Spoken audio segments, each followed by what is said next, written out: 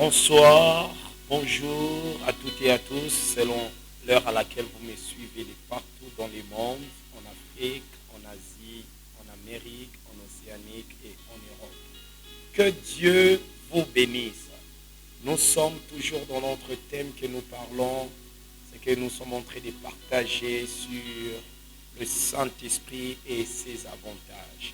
Je voudrais premièrement bénir le Seigneur pour une très grande équipe qui est dirigée par l'homme de Dieu Roda Chonza. Que Dieu vous bénisse, papa. Vous êtes en train de faire, c'est un sacrifice à cette heure-ci. Vous avez pu vous sacrifier votre temps, votre sommeil, afin que la bonne nouvelle du royaume des cieux soit prêchée. En tout cas, que le Seigneur vous bénisse, vous et toute votre génération.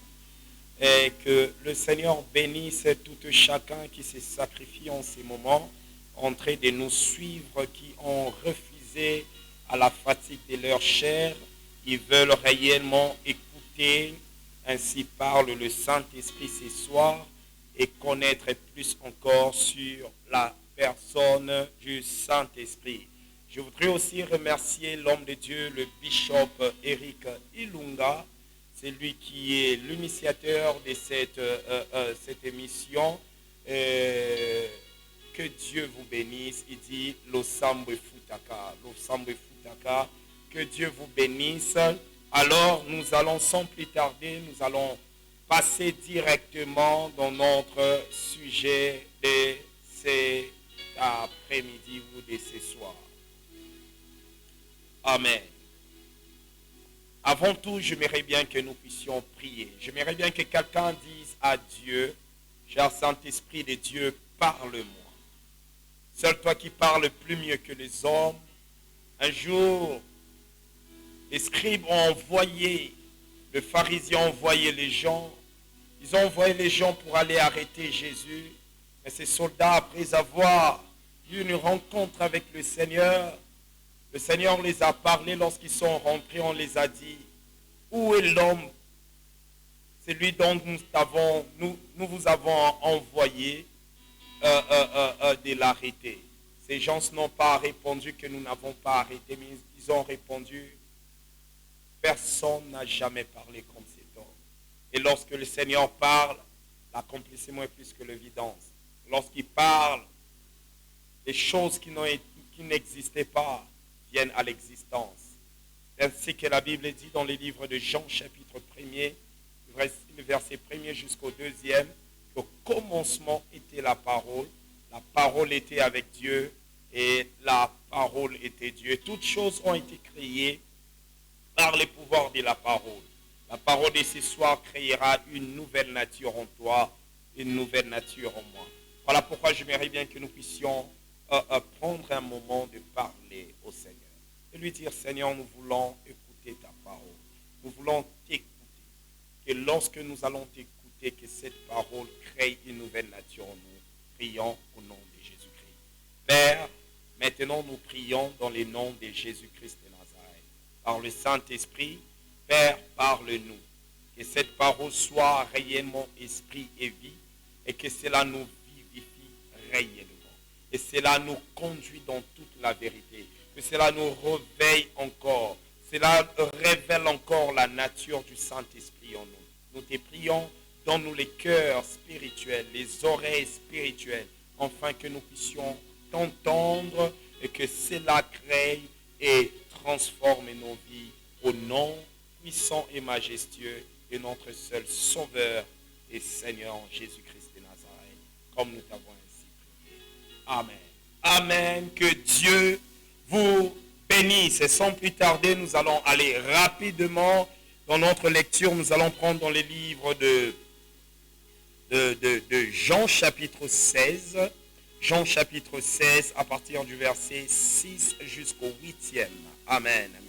La Bible est en train de dire dans le livre de Jean chapitre 16 à partir du verset 6 jusqu'au 8e.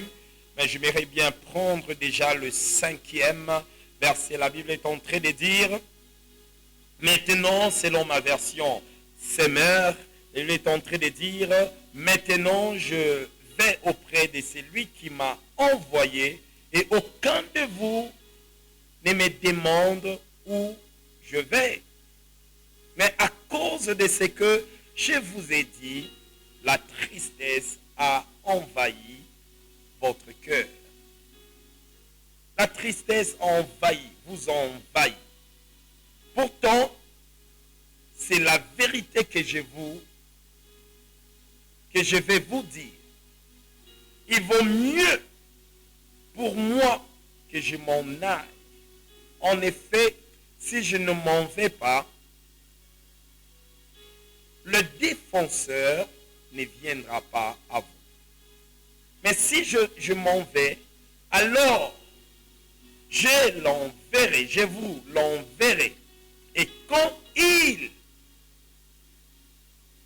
sera venu, il prouvera au monde qui s'est égaré au sujet du péché, de ce qui est juste et du jugement de Dieu. Parole du Seigneur. I would like also to read, j'aimerais bien aussi lire la version anglaise pour les anglophones, si je pourrais. Si je saurais lire réellement des très bons anglais. La Bible dit, the Bible says, from verse 5, the Bible says, now I am going to him who sent me, yet none of you asked me, where are you going? Because I have said these things, you are filled with grief. But I tell you the truth, it is for your good that I am going away. Unless, the Bible says it is for your good. I am going away. Unless I go away, the counselor will not come to you. But if I go, I will send him to you. 8. When he comes, he will convict the world of guilt in the regard to sin, and righteousness and judgment. Word of God. La Bible est en train de dire, Christ était avec les disciples lors de sa naissance que nous connaissons très bien dans le livre de Luc, chapitre 1er, la rencontre de Marie et l'ange Gabriel. Lorsque Gabriel est apparu à Marie lui dit, l'Esprit de Dieu te couvrira et tu seras enceinte et tu enfanteras un fils.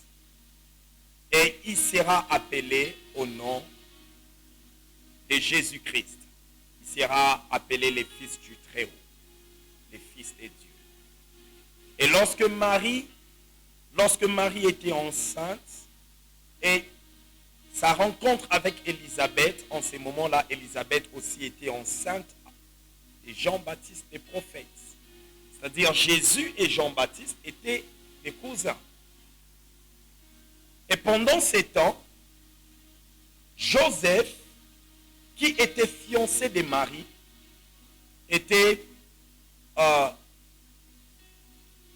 ne connaissait pas encore le corps de Marie. Et c'est pendant le Saint-Esprit est entré, Gabriel est en train de dire, le Saint-Esprit te couvrira et tu seras enceinte. Pendant ces temps que l'homme physique au nom de Joseph n'a jamais été sur la couche de Marie. La première personne qui était sur la couche de Marie, c'était le Saint-Esprit. La Bible dit, te couvrira, sera sur ta couche et tu deviendras enceinte et tu enfanteras un enfant, un fils. Isaïe est en train de dire, un enfant vous est né, c'est-à-dire enfant Jésus qui est né, mais un fils qui vous est donné, c'est-à-dire le Christ qui doit être donné pour les saluts des humains. Alors que nous connaissons, à l'âge de 12 ans, à un moment, Jésus parlait avec les scribes, Jésus parlait avec tous ces docteurs de la loi. Et Marie et Joseph se sont rendus compte réellement que lorsqu'ils marchaient, ils ne marchaient plus avec l'enfant. L'enfant était resté à Jérusalem. Ils ont fait donc la marche de retour de 3 jours pour aller retrouver le Fils dans les temps. Lorsqu'ils ont retrouvé le Fils, ils ont vu que le Fils est en train de faire un partage de la parole de Dieu conformément à la loi de Moïse avec les docteurs de la loi. Et lorsque Marie est venue dire, moi et ton père Joseph, nous sommes en train de te chercher, mais Jésus a répondu, pourquoi me cherchez-tu? Pourquoi me cherchez-vous? Car je suis en train de faire l'œuvre de mon Père. En anglais, c'est I am doing the business of my Father. Alors, à un moment que nous avons vu le parcours de Jésus-Christ, mais à 30 ans, c'est lui qui était né par le chemin de tout homme, c'est-à-dire être formé dans les ventres d'une femme, être né, mais il est parti s'est retraité sur une montagne, lui en étant homme et aussi en étant Dieu, il est parti se retraiter quelque part pour aller prier pendant 40 jours et 40 nuits. À la fin de sa retraite, vous connaissez l'histoire de Luc 4, que le diable était venu juste après sa retraite, le diable est venu pour le tenter. Lorsque le diable est venu pour le tenter, après la victoire de Jésus sur le diable, à la montagne, la Bible est en train de dire, il sortait maintenant, il est parti se faire baptiser. Alors qui baptisait? C'était son propre cousin biologique. Mais le cousin, qu'est-ce qu'il disait? Il disait, répentez-vous, car le royaume des cieux est proche. Le royaume des dieux est proche. On ne peut jamais parler du roi on ne peut jamais parler du royaume sans le roi. C'est-à-dire Jean-Baptiste annonçait le roi qui devait venir. Je ne suis pas vraiment dans le thème du royaume. Et la Bible est en train de dire, lorsque Jésus est arrivé, Jean-Baptiste est en train de dire, je ne suis qu'un, c'est lui qui est en train d'annoncer la venue de celui qui doit venir. Car moi-même, je ne suis même pas digne de serrer les coraux, en d'autres termes, il dit, les lacets de ses sandales.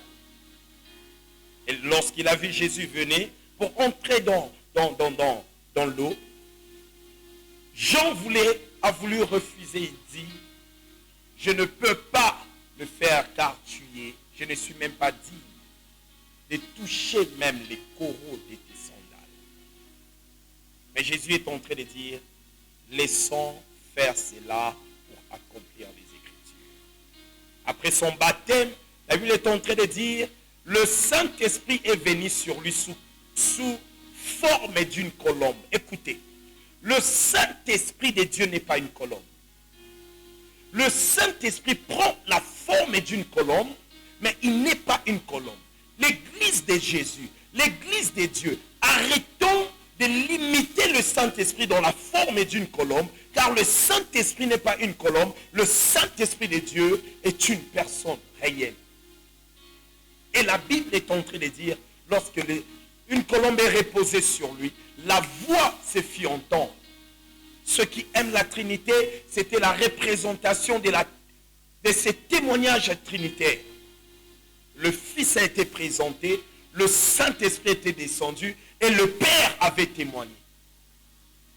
Le Père a témoigné, il dit, celui-ci est mon Fils, à qui j'ai mis toute mon approbation, à qui je trouve mon plaisir. Il dit, écoutez. Et ce n'est pas vraiment mon thème.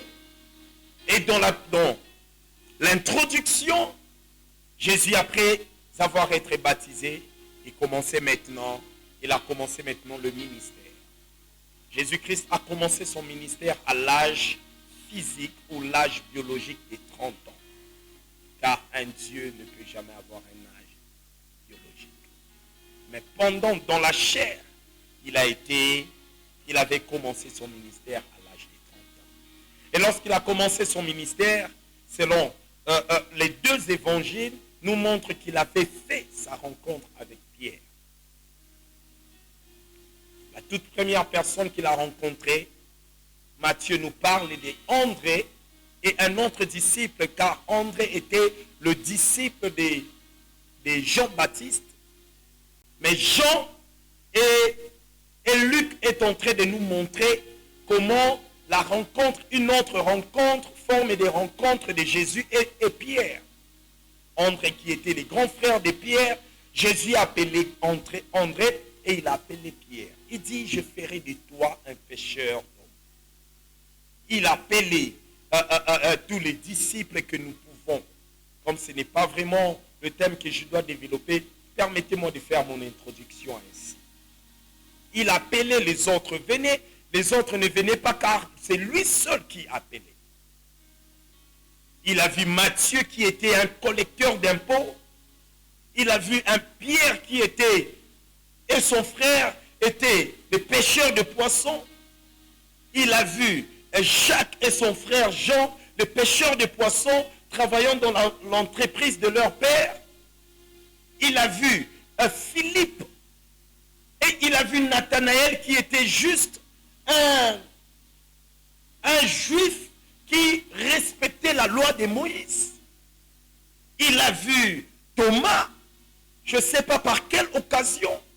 Il a vu Thaddée, il a vu bien d'autres disciples que nous connaissons, Judas et bien d'autres. Barthélemy et bien d'autres disciples qui l'ont suivi. Et parmi ceux-là, il commença à choisir un jour.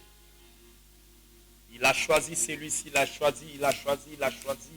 Il dit, j'aurais besoin d'avoir les 12 disciples qui seront si proches de moi, qui vont commencer à jouer le rôle.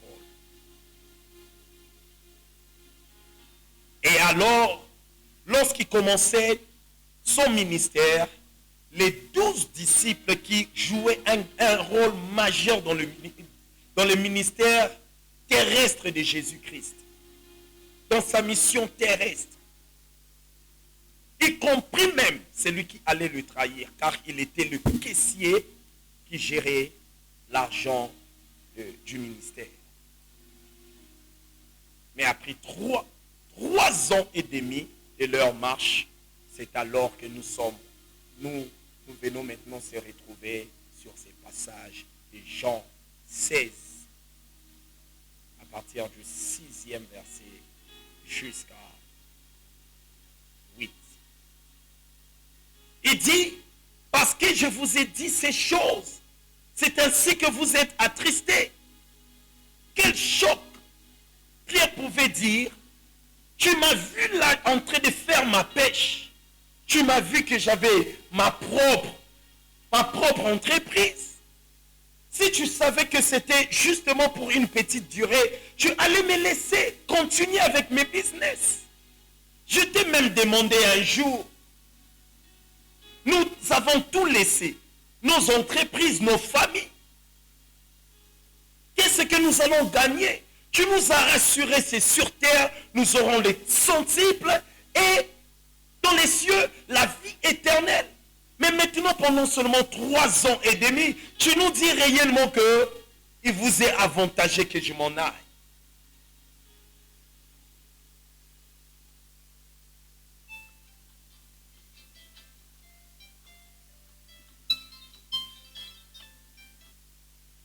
Il vous est avantagé que je m'en aille. Matthieu pouvait dire, j'étais pour moi un collecteur d'impôts. Peut-être il volait même l'argent de l'État. Il s'est contenté de tout ce qu'il gagnait dans sa poche. Un collecteur d'impôts. Ou en d'autres termes, un douanier.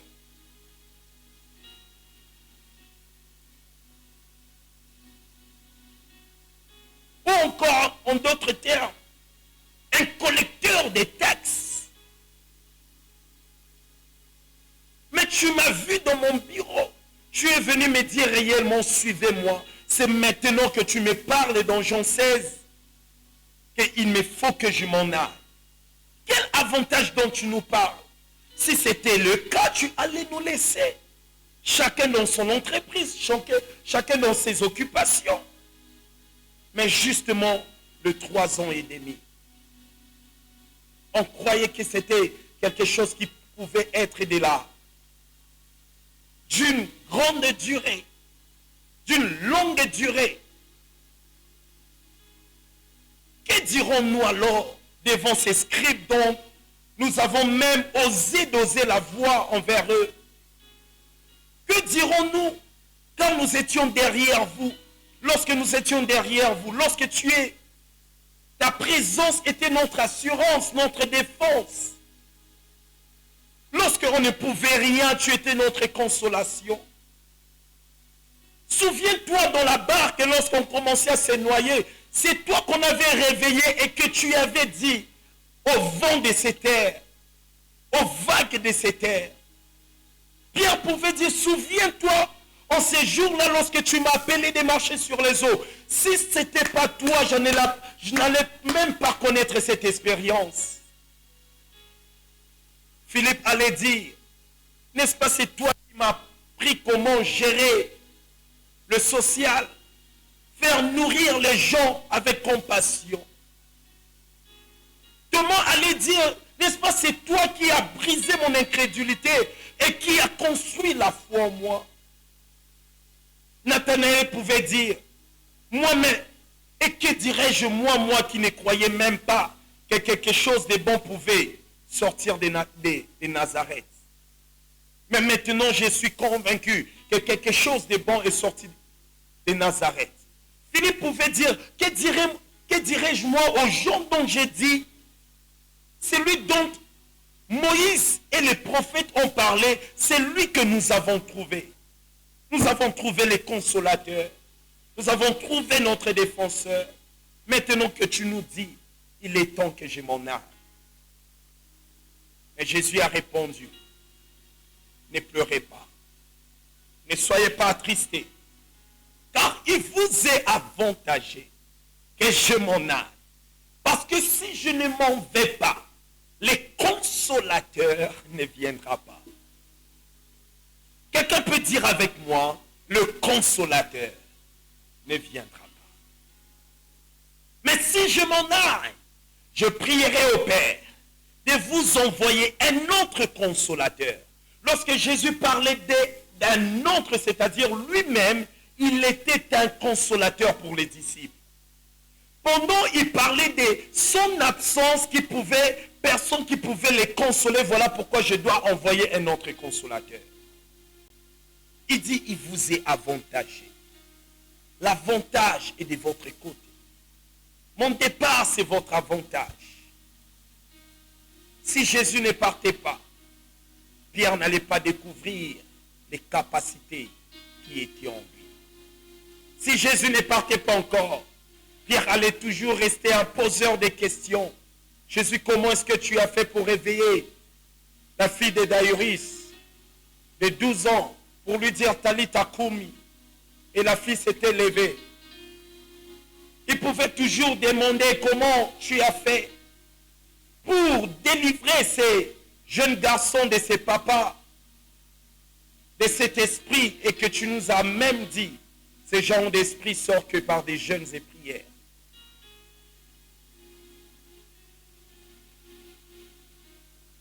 Pierre allait rester un poseur de questions. Mais lui l'a dit, il vous est avantagé que je puisse m'en aller. Que je puisse m'en aller. Car le Saint-Esprit est votre avantage. Dites à ton voisin, le Saint-Esprit est mon avantage. Le Saint-Esprit est mon avantage. Le Saint-Esprit est mon avantage. Dites à ton voisin, le Saint-Esprit de Dieu est mon avantage. Et le Saint-Esprit de Dieu dont la Bible est en train de parler, qu'il est mon avantage. J'aimerais bien rappeler à quelqu'un. Le Saint-Esprit n'est pas les ti. Le Saint-Esprit de Dieu n'est pas les ka. Le Saint-Esprit de Dieu n'est pas les rabababa. Le Saint-Esprit de Dieu est une personne. Car Jésus, lorsqu'il parlait du consolateur qui devait venir, il a prononcé, il a conjugué le Saint-Esprit et il a prononcé d'un pronom personnel sujet. Il parle de il. Il n'a pas dit de ça. Il n'a pas dit que ça viendra. Il dit il viendra. C'est-à-dire le Saint-Esprit de Dieu est une personne. Dis à ton voisin, le Saint-Esprit de Dieu est une personne. Le Saint-Esprit de Dieu est une personne. Pendant que le Saint-Esprit de Dieu est une personne, comme étant une personne, le Saint-Esprit de Dieu peut avoir des émotions. Il peut sentir l'amour, il peut sentir la joie, il peut aussi sentir la tristesse. En étant une personne, le Saint-Esprit peut te parler. En étant une personne, le Saint-Esprit peut te souffler, il peut te toucher. En étant une personne, le Saint-Esprit peut vivre une relation amoureuse avec toi. En étant une personne, le Saint-Esprit peut être ton ami de tout le temps et de tous les jours. Voilà pourquoi je vais appeler notre attention, notre conscience, de cesser de prendre le Saint-Esprit pour une simple puissance. Car le Saint-Esprit n'est pas seulement une simple puissance. Le Saint-Esprit de Dieu est une personne réelle. Nous allons prendre rapidement le livre des Genèse chapitre 1er. Je suis en train de faire les récapitulations car mon message d'aujourd'hui est très short. Ça peut prendre juste 5 minutes que je donnerai les avantages du Saint-Esprit. Genèse chapitre 1er, le verset 1er jusqu'au 2e. Au commencement, Dieu créa le ciel et la terre. Or, la terre était informe et vide. Les ténèbres couvraient l'abîme et l'Esprit de Dieu plaidait au-dessus des eaux. Au commencement, l'Esprit de Dieu plaidait au-dessus des eaux. La Bible est en train de dire, dans le livre de Jean chapitre 4, le verset 23 à 24, qu'il est temps que les vrais adorateurs adorent Dieu en esprit et en vérité. Pourquoi? Parce que Dieu est esprit. Mais ici, dans Genèse, parle aussi de l'Esprit de Dieu qui mouvait. Donc, Jean, on nous montre comment Dieu est. Dieu est esprit. Et la Bible dit, en réalité, dans l'homme, c'est l'esprit. Or, l'homme a été créé à l'image de Dieu. C'est-à-dire, si l'homme a été créé à l'image de Dieu et en réalité, dans l'homme, c'est l'esprit, c'est-à-dire aussi, en réalité, de l'originalité, c'est l'esprit. Et lorsque nous parlons de l'Esprit, on dit le Saint-Esprit de Dieu. Alors lorsque nous parlons du Saint-Esprit de Dieu, nous parlons de l'Esprit de Dieu. Et nous parlons de Dieu lui-même.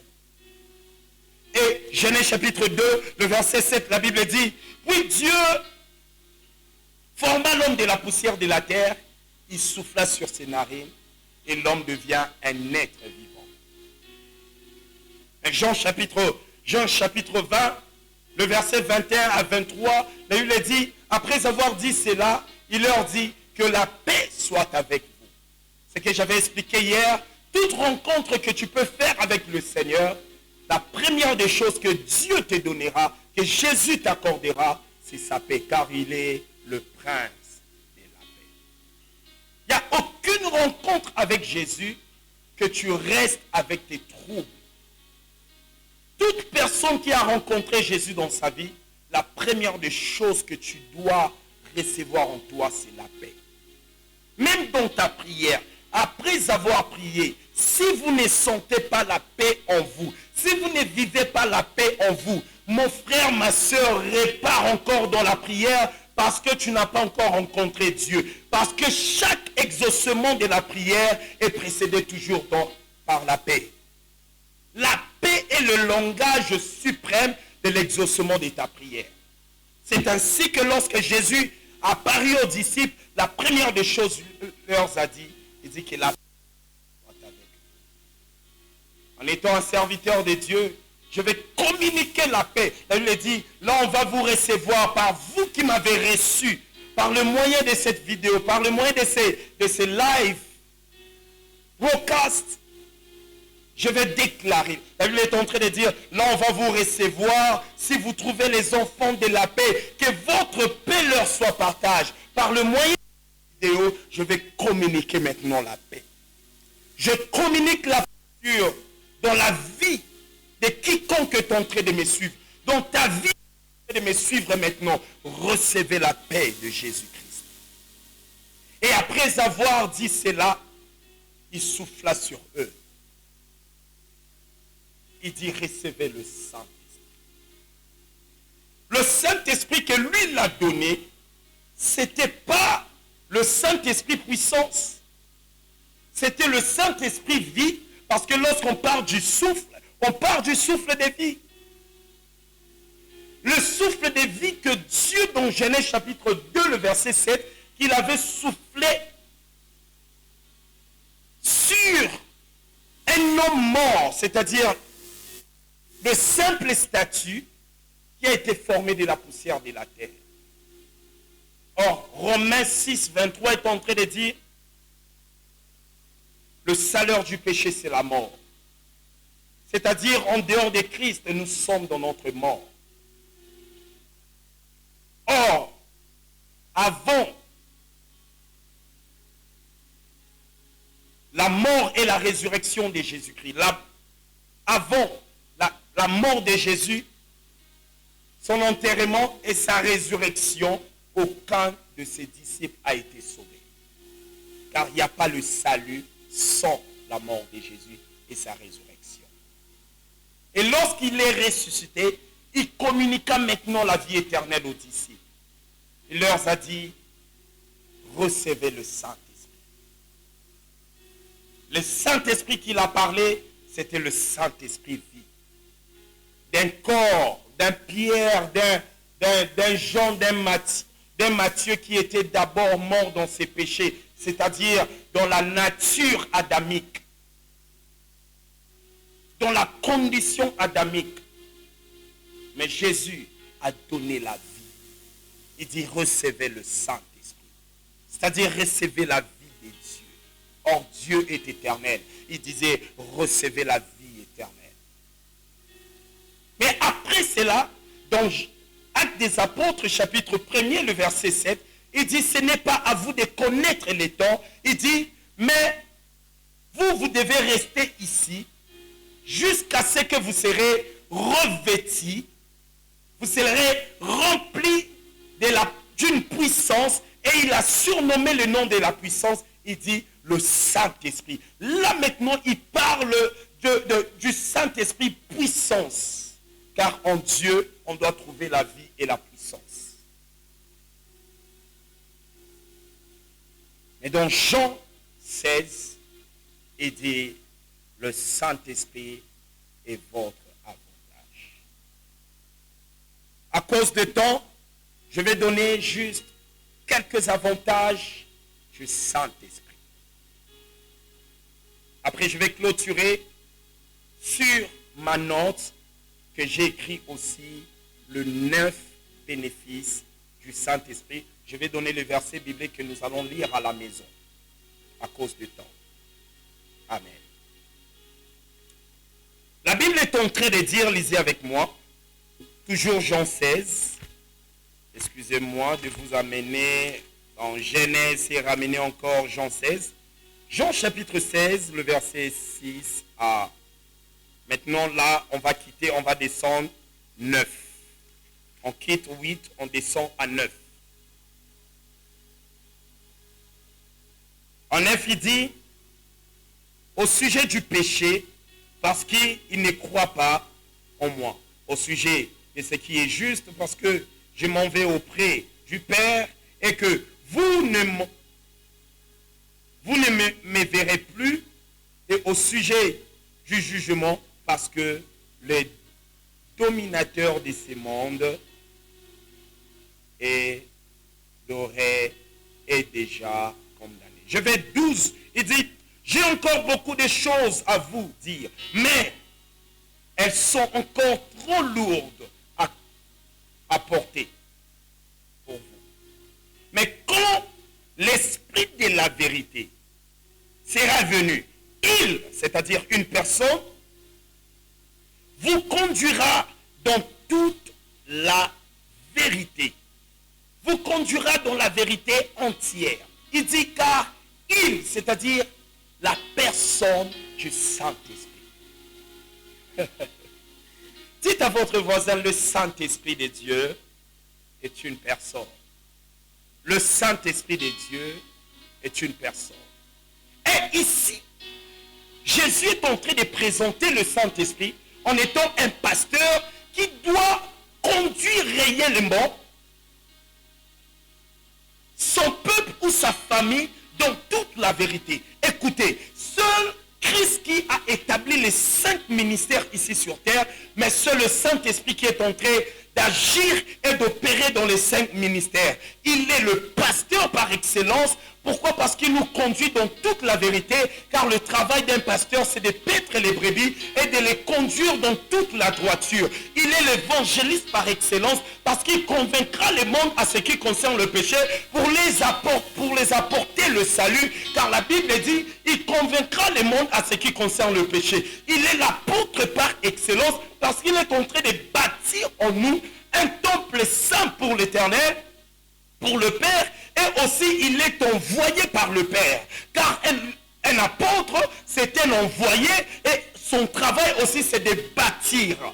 Et il est aussi un prophète par excellence, parce que Jésus a dit, il prendra de moi et il va vous annoncer. Le travail d'un prophète, c'est un porte-parole de Dieu qui prend des dieux pour annoncer au peuple et prend aussi auprès du peuple pour annoncer à Dieu. Il est le docteur ou l'enseignant par excellence, parce qu'il va vous enseigner. Christ a dit, il va vous enseigner de toutes choses. Il va vous enseigner de toutes choses. Et alors, je vais donner quelques 9 bénéfices ou avantages du Saint-Esprit. Je vous ai donné premièrement les 5 avantages du Saint-Esprit, qui est un pasteur, un prophète, un évangéliste, un apôtre, un prophète ou un enseignant. Et maintenant, j'aimerais bien que nous puissions faire cette lecture avec moi, selon la note que j'ai préparée ici. Premier avantage, le premier bénéfice dont nous recevons de la personne du Saint-Esprit, il fait disparaître la peur en nous. 1 Jean chapitre 4, le verset 18 que la Bible dit, la crainte n'est pas dans l'amour. C'est-à-dire, lorsqu'il fait disparaître la crainte, disparaître la peur en nous, c'est-à-dire, il rend notre amour parfait vis-à-vis du Père. C'est ça l'avantage d'avoir le Saint-Esprit, parce qu'il va perfectionner ton amour envers le Père. Car nous n'avons pas un amour donné à Dieu, mais plutôt nous répondons à la Dieu nous a aimés. Jean chapitre 1, Jean chapitre 4, la Bible dit que il nous a aimés d'avance. Voilà pourquoi nous aussi nous l'aimons. Deuxième avantage, il nous fait sortir de tout le découragement.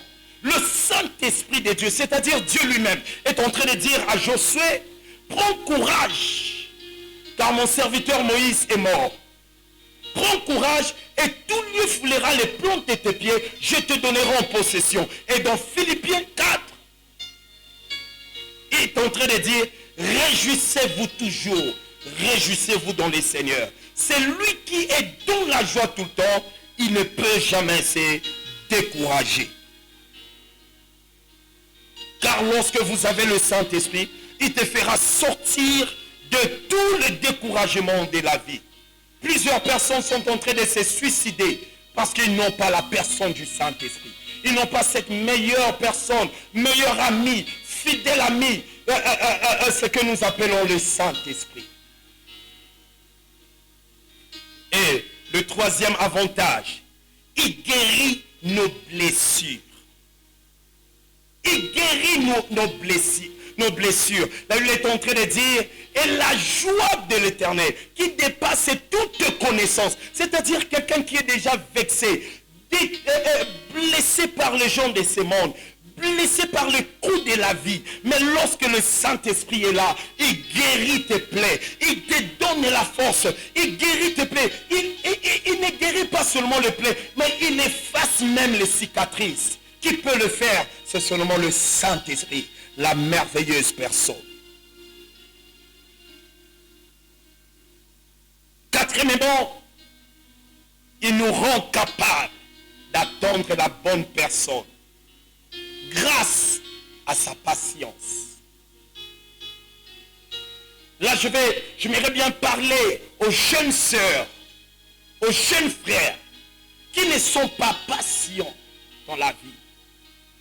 Que ce soit dans les domaines maritaux, dans les domaines financiers et bien d'autres, les autres vendent leur âme au diable à cause des biens matériels, le bien de ce monde. Mais lorsque tu as la personne du Saint-Esprit, te rendra parfait d'attendre les bons moments, d'attendre les temps de Dieu, grâce à sa patience. Il y a des jeunes filles qui ont vendu leur virginité à cause de l'impatience, parce qu'elles n'ont pas la personne du Saint-Esprit. Lorsque tu as la personne du Saint-Esprit, elle te rendra capable d'attendre les bons moments et pour rencontrer la bonne personne. Cinquième avantage, il nous libère de la paresse grâce à sa bonté.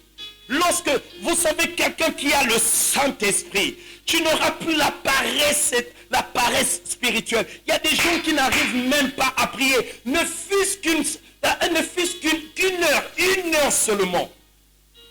Homme de Dieu, Roda, il y a des gens qui n'arrivent même pas à prier, même 10 minutes. Pour lui, 10 minutes, c'est comme s'il a prié 10 heures du temps. Parce que le Saint-Esprit n'est pas dans son action. Le Saint-Esprit ne se manifeste pas en vous. Mais lorsque la merveilleuse personne du Saint-Esprit est en vous, il va vous libérer de la paresse de la vie. Il y a des gens qui voient seulement, on va réussir. Ceux qui réussissent, ce sont ceux-là qui sont ceux qui sont allés dans les loges. Qui vous a dit ça? Qui vous a dit que pour réussir dans la vie, il faut aller dans les loges? Allez demander à ceux qui sont partis dans les loges. Ils vont vous dire des secrets, comment les choses se passent là-bas. Il n'y a pas de bonheur là-bas. Pourquoi après avoir recevoir ce qu'ils peuvent recevoir, ils n'ont pas la paix, ils n'ont pas la joie, ils n'ont pas tout ce qu'ils sont en train de chercher? Enlève ta paresse, travaille, tu réussiras avec Jésus, avec le Saint-Esprit. Il est en train de dire, je prends les autres points pour finir. Il enlève, 6e point, il enlève en nous la jalousie. La jalousie est une arme la plus efficace que le diable utilise pour détruire les frères, pour détruire les couples, pour détruire les amis, pour détruire les nations.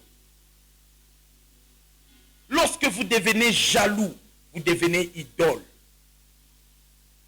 Lorsque vous devenez jaloux, vous vivez dans l'idolâtrie. Pourquoi? Parce que vous prenez tout ce que les autres ont c'est comme si ezalaka kayanga, c'est-à-dire vous voulez faire tourner les choses tout autour de vous, que cela soit seulement pour vous, pas pour les autres. Vous tombez dans l'idolâtrie de vous-même. En vous-même, pour vous-même et par vous-même. Nous allons lire ça dans le livre de Romains chapitre 12, le verset 15. Il enlève la jalousie par sa bénignité. 7e point, il nous aide à ne pas compromettre à notre foi. Oh, merveilleux Saint-Esprit. Tu nous as promis que tu seras avec nous jusqu'à la fin des temps. Afin que lorsque plusieurs abandonneront la foi, que Christ a dit, lorsque le Fils de l'homme viendra, encore trouvera-t-il la foi sur la terre? Oh, thank you, Holy Spirit, because you are my helper. That I will never and never give up. Je vais continuer à croire. Même si les temps sont difficiles, dans la peine et la souffrance. Oh, oh, oh, oh, ah. Père, nous déclarons que nous t'aimons. Nous avons un amour infini pour toi. Oh, je voudrais te dire merci. C'est lui qui vit avec le Saint-Esprit. Ne peut jamais compromettre sa foi. Ne peut jamais renier Jésus. Parce qu'il sait, même dans le moment de la souffrance, même dans le moment du bonheur, il a une merveilleuse personne qui est avec lui, qui est plus que le bonheur, qui est plus que tout ce qu'on peut rechercher sur terre. Le Saint-Esprit de Dieu, la merveilleuse personne. Luc chapitre 16, le verset 10. Et 8e, il nous aide à ne pas développer l'orgueil à nous. Le Saint-Esprit de Dieu t'aidera à ne jamais développer l'orgueil. Vous savez, dans le livre d'un Pierre, chapitre 5, je pense, le verset 7 ou le verset 1er jusqu'au 7e, la Bible dit, Dieu résiste aux orgueilleux et il fait grâce aux âmes. Mais le Saint-Esprit ici t'aide à ne pas développer l'orgueil en toi, c'est-à-dire à développer la nature de ceux dont Dieu peut résister face à eux. Si Dieu te résiste, bien-aimé, c'est mieux que le diable te résiste. Dieu viendra, il te défendra. Mais si Dieu lui-même te résiste, qui viendra à ta défense? Qui peut te défendre? Oh, le merveilleux Saint-Esprit, qui peut nous aider à ne pas développer l'orgueil. Car l'orgueil précède à la chute. L'orgueil amène les gens à la chute. Mais l'humilité précède la gloire. Le Saint-Esprit développera l'humilité en toi, car il veut te vivre, il veut te voir vivre dans la gloire. Oh, merveilleux cher Saint-Esprit. Et enfin, le 9e bénéfice, ou avantage d'avoir le Saint-Esprit. Il refroidit en nous les impulsions sexuelles. Je vais fermer ma note par ici. Éphésiens chapitre 5, le verset 3. La Bible est en train de dire les œuvres de la chair. Dans Éphésiens chapitre 5, le verset 17 à 19. Les œuvres de la chair sont l'immoralité sexuelle. La Bible parle même de l'impudicité.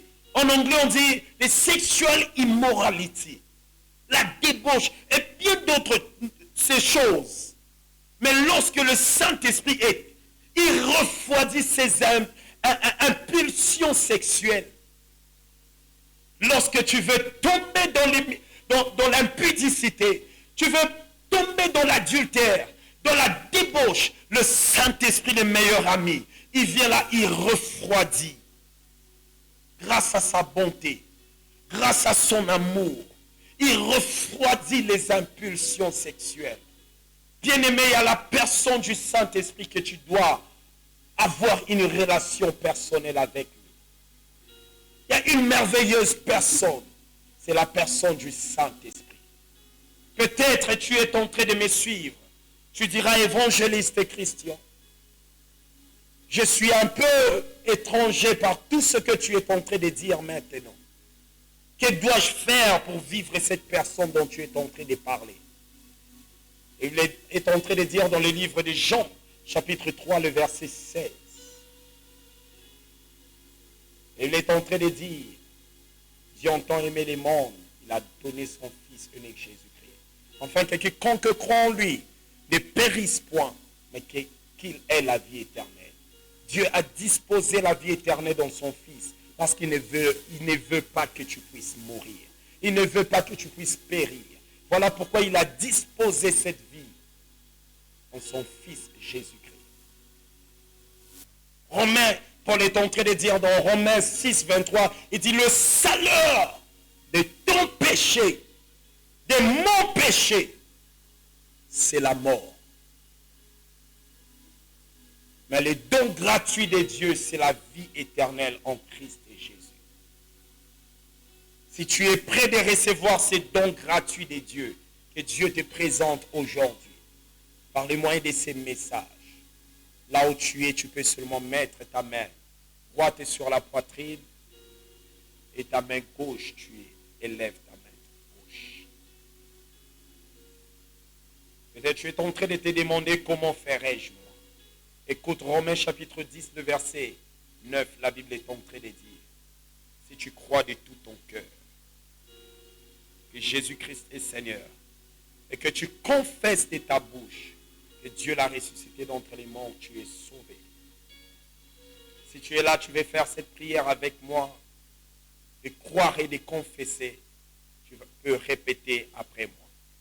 Dis, Père, je te rends grâce.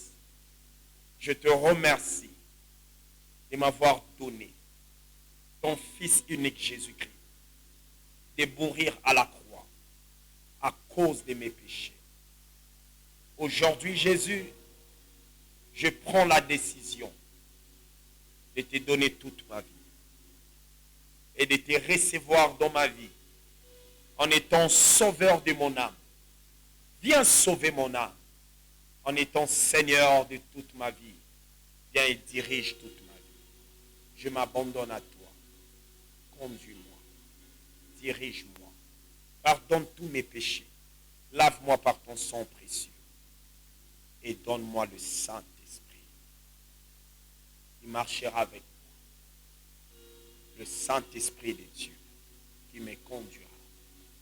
Je crois de tout mon cœur que Jésus-Christ est Seigneur. Et je confesse de ma bouche que Dieu l'a ressuscité d'entre les morts. Je suis sauvé, je suis sauvé, je suis sauvé. Gloire à Jésus, gloire à Jésus, gloire à Jésus. Permets-moi de prier pour toi qui viens de recevoir Jésus. Père, je te rends grâce pour la vie de mon frère, ma soeur qui vient de recevoir Jésus maintenant. Je prie maintenant. Il est écrit dans le Corinthiens chapitre 5, le verset 17, que tous ceux qui sont en Christ et Jésus sont devenus de nouvelles créatures. Père, qu'il ou qu'elle devienne une nouvelle créature. Que toutes les choses anciennes, conformément à sa chair, soient toutes passées, effacées. Et en lui, tout devienne nouvelle. Tout devienne nouveau.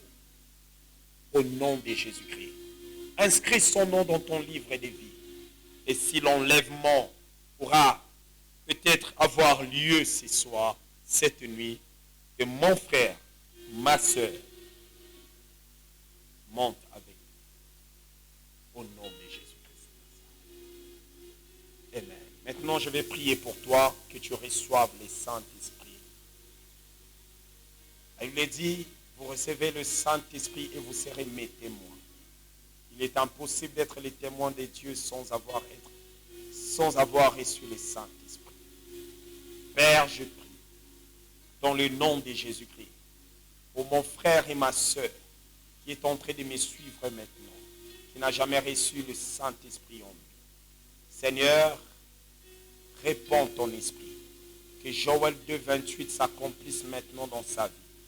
Au nom puissant de Jésus-Christ. Recevez le Saint-Esprit. Recevez le Saint-Esprit. Recevez le Saint-Esprit. Merci Seigneur Jésus-Christ de Nazareth. Car en ton nom le Père a accordé. Au nom de Jésus-Christ de Nazareth. Amen. Amen. Amen. Je vais prier pour toi qui es malade, qui a un problème. Père, je te rends grâce pour mon frère, ma soeur, qui est malade maintenant. Là où tu te sens mal, touche cela. Maintenant, je déclare la guérison dans ton corps, immédiatement au nom puissant de Jésus-Christ. Sois guéri, sois guéri, sois guéri, in Jesus' mighty name. Que ton problème soit changé en solution.